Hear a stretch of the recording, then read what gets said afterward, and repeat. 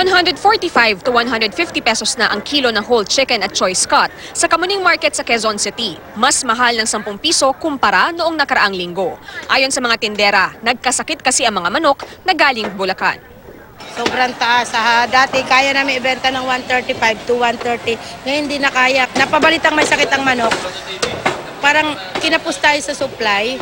Kaya si Sylvia Malabanan na 6 na miyembro ng pamilya ang pinakakain, napapakamot na lang ng ulo. Siyempre pagkasya mo na lang sa the same budget mo. Kung dati 140, may-maintain mo na lang sa 140. Yun nga lang, hindi na 1 kilo. Nagtaas din ang presyo ng isda. Malamig pa rin daw kasi ang panahon, kaya pumupunta sa ilalim ng dagat ang mga ito. Mula 200 pesos kada kilo, 240 na ang hasa-hasa. 180 naman ang galunggong na dating 120, habang 200 ang dalagang bukid mula 160.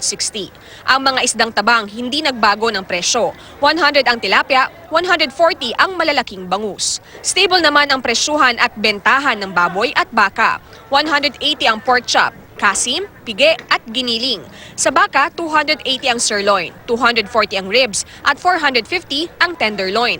Nagmura naman ang ilang gulay. 40 pesos na ang kamatis mula sa dating 50. 70 ang kalamansi na nooy 80, 60 ang patatas mula 70 at 50 ang ampalaya mula 70. Di nagbago ang presyo ng repolyo at sibuyas na 50 at karot na 40. Sa Muñoz Market sa Quezon City naman, tumaas ng 10 piso ang presyo ng mantika. Mula 70, 80 na ang 1.5 liters nito. Pareho pa rin naman ang presyo ng puting asukal, washed at segunda. Victoria Tulad, GMA News.